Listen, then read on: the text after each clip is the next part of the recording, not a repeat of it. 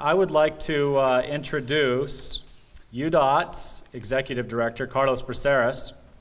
He has held this position for 3 years. He came here from New Jersey in 1986 because he was really interested in the engineering profession, and Utah is the place to do that. No, I'm actually kidding. So I think it's skiing. He came here for skiing. He came here for skiing, and let the record state it was skiing, and now he's been here for 30 years. So he is also, so in his role as UDOT's Executive Director, he has shaped the strategic direction and its mission of innovating transportation solutions that strengthen Utah's economy and enhance the quality of life. And I can tell you, as a Utah resident, he has done absolutely that. This is a great place to live. So please join me in welcoming Carlos Braceras to the podium. Well, thank you, Josh, very much. Let's start off by making some corrections.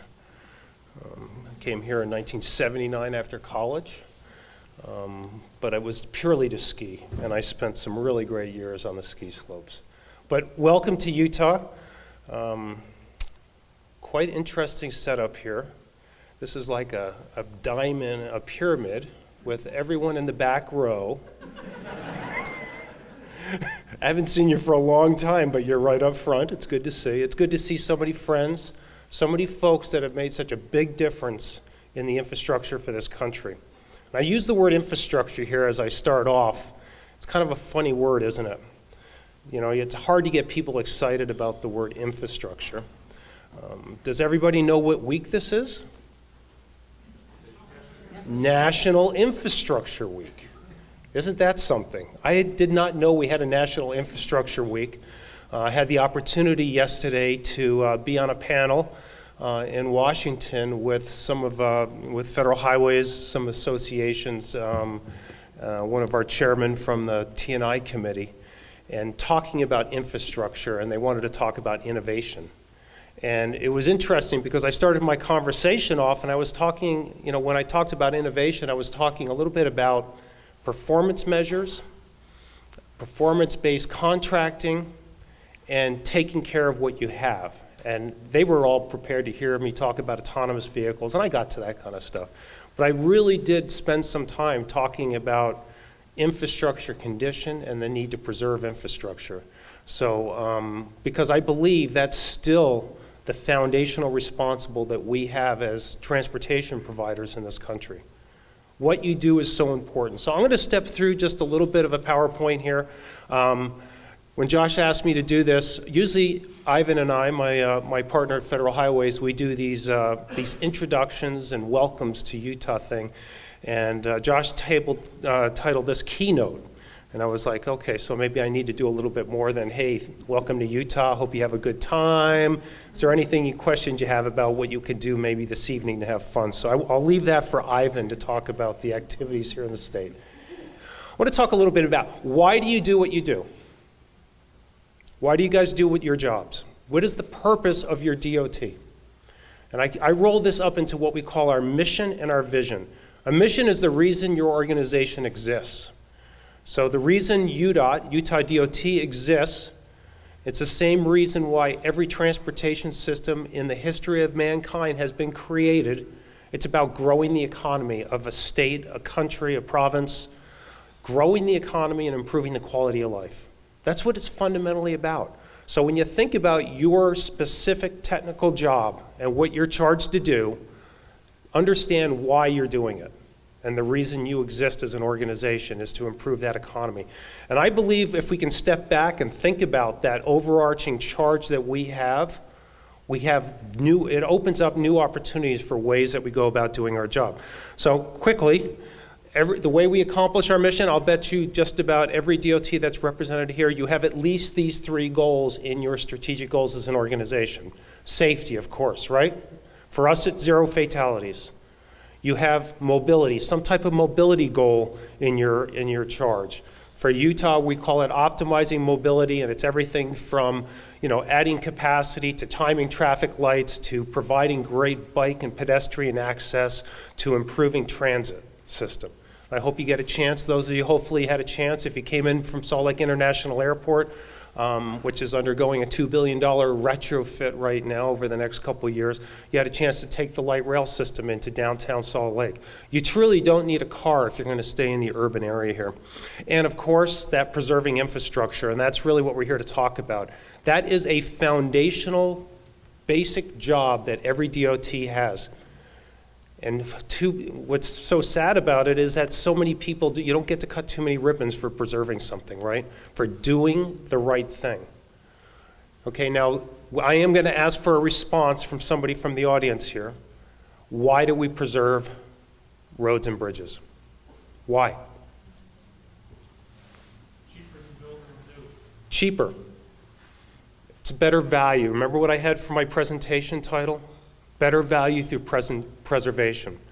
And that is fundamentally the language I use with our legislature. When I talk about why we want to have enough money to preserve our infrastructure, I talk about it because it's the lowest cost of ownership. Think about it. If you are a public servant and you're given the pot of gold from the public, their taxes, to go to work, what do they want to make sure happens? They want to make sure they can get from point A to point B. For them, it's about the journey. But if you're going to be taking care of their assets, they want to make sure you're doing it at the lowest cost of ownership. And that's a language that has been very effective as I work with our legislature. And in fact, that type of approach of cost of ownership of our infrastructure has been what has led us to be able to give the legislature last session gave us, I think, one of the most innovative gas tax increases that we've seen in the country so far. So think about that. We're growing as a state. A lot of us are growing in the West. We expect to just about double our population in the next 35 years in Utah. We're a small state still. We're 3 million people, but the 3 million people are essentially along the Wasatch Front. That's 100 miles. You see the mountains we have to the east, to the west. We have some big lakes. We are considered a fairly urbanized area, in the top 10 in the country in terms of urbanization. We're also probably one of the most rural states. Probably Nevada might argue with us on that one a little bit. But when you think about where 65% of our landmass is owned by the federal government. So we have a lot of wonderful outdoors and wilderness areas, great places to camp and hike. But most of our population is within a 100-mile section. And if we're going to double, it's almost all going to be within that urbanized area. So that presents some interesting challenges and I think opportunities. It's one of the reasons why we see a lot of corporations and a lot of high-tech companies moving to Utah today. And some of the things that they look at are commitment to transportation. Are we creating a liability for the future by not taking care of what we have, or are we maintaining our infrastructure at the lowest cost of ownership? That's a big deal. When they look at the liabilities that state has, our future is brighter because of the work that you do in preservation. Now, this is a simple curve. You guys have all seen this. This isn't a curve that I want to tell this group because you could all explain this with your eyes closed. But it's basically what I use to communicate to our legislators as to why we do what we do and why we need the amount of money we need. It's the concept, good roads cost less, good bridges cost less. If we can do a cheaper preservation intervention at the right time, we will be able to save the taxpayers money. And that's what it comes down to. So think about, as you do your jobs, you're going to be here doing some very technical discussions, talking about how you can best preserve bridges. What's the fastest to do so it has the least impact on traffic? What's going to last the longest? What's going to provide the best friction course on that bridge to make it safer than ever before? You're going to be thinking and talking about those things. But think about how you're communicating what you do and why it's important to those folks that are helping lead your agency. Those folks that have to go and basically explain how the money's spent and explain why you might need more money. You have a responsibility in figuring out that communication.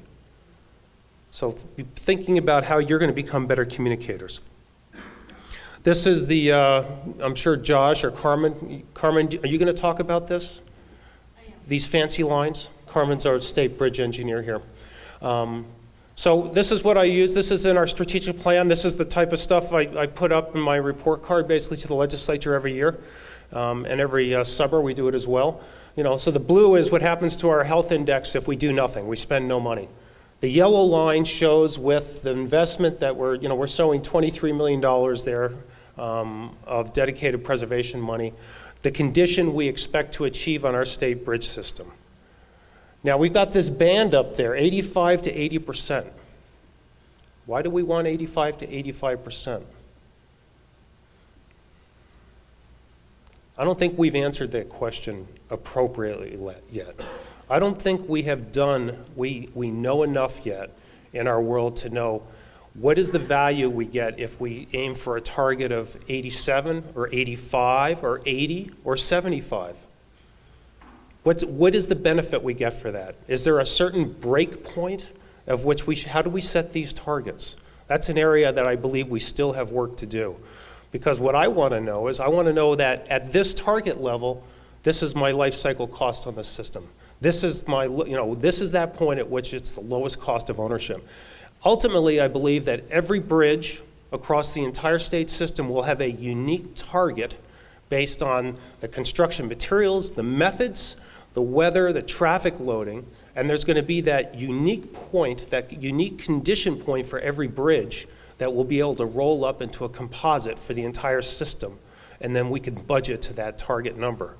We're not yet at the point where we understand how to set that target point. That's a challenge for you guys to be thinking about.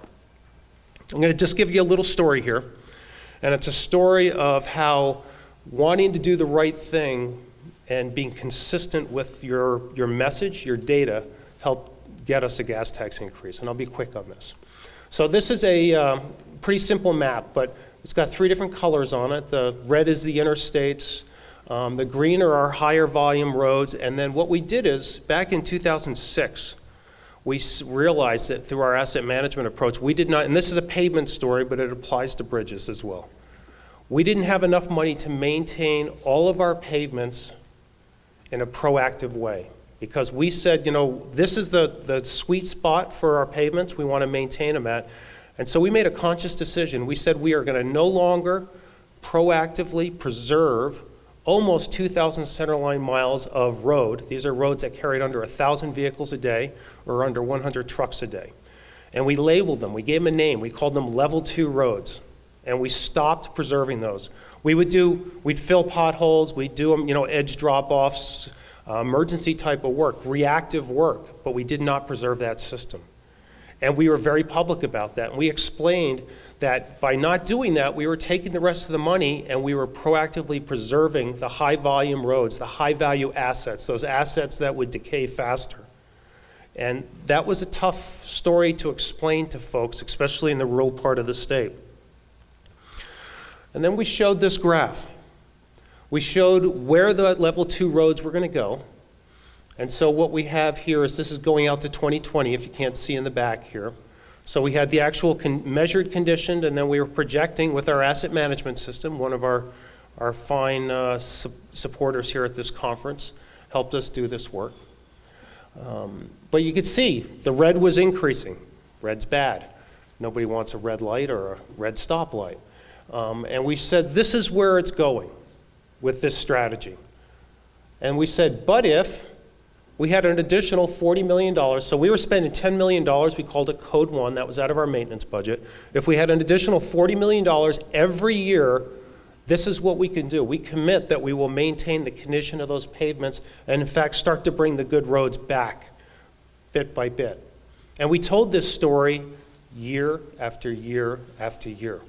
We consistently updated it and provided this information. This became a graphic that our legislators knew. So we said we had an unfunded need.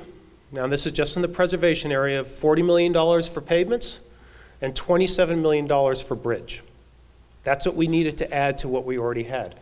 This became the simple graphic that they decided they wanted to make a difference about, because they understood that graphic I showed you. Good roads cost less, good bridges cost less. We're a very conservative state. We pride ourselves on being frugal with the public's money. So what they did is they raised the gas tax, 5-cent immediate raise up to 29.5 cents, And then they indexed it, so it will rise with the increasing fuel prices, but it has a moving floor only up. It's like a ratchet. It never goes down, it will only go up. And so what they said is it'll max out at 40 cents. They said, we want to make sure you take care of your roads. They didn't pick any projects. All they said was, come back every year and show us how we're doing. Are we making progress? So we're working off of a commitment and the data that our folks did through the asset management process, our people have done through performance measures. And so, this is very much the same thing. So the blue is what we got this last year. The money just started becoming available in January. And so we still show a $2 million gap there for bridge, is what we're still working on. But at the end of the day, we were able to fund our preservation program by being consistent with our data and our story, and by explaining that we can be better stewards of the public money if we're allowed to do the right project at the right time. And so the work that you guys do in preservation is the foundational work to allow us to make sure that we can maintain, that big word again, infrastructure into the future. So as we look forward to what you're going to be doing here over the next several days, I look at this as a laboratory. You guys are a laboratory for innovation. And so I ask that you share everything that you've done, not only the successes. You have to be willing to share those things that didn't work. Because if one of us tried something that didn't quite work out, and we didn't mention it and share it with other people, we're destined to follow and make the same mistakes or same missteps. And so I almost think it's more important to talk about those things that didn't work and to try to understand why, because that'll help us step forward together in a much more, in a much more proactive way. So be willing to share those things, both good and bad, with your neighbors. I promise you, I can't promise this, but I don't believe there's any media here, and there's going to be no news story about things that maybe didn't work quite right. But at the end of the day, we have to rely on each other to help move forward in this area. Our responsibility to take care of the public's dollar is so important, because what does that give us? That gives us trust. If the public and the legislature trust their departments of transportation, they're going to give you the tools to do your job. So never just sit back and think, oh, those people don't know what they're doing. I wish they'd do the right thing. Step forward, give them the information that they need to do the right thing, so your agency builds trust, and that will put money into your bank account and allow you to do your jobs even better. So with that, I thank you for being in Salt Lake City. Welcome to Utah, and I look forward to the outcomes from this productive workshop here of the partnership. Thank you for having me here.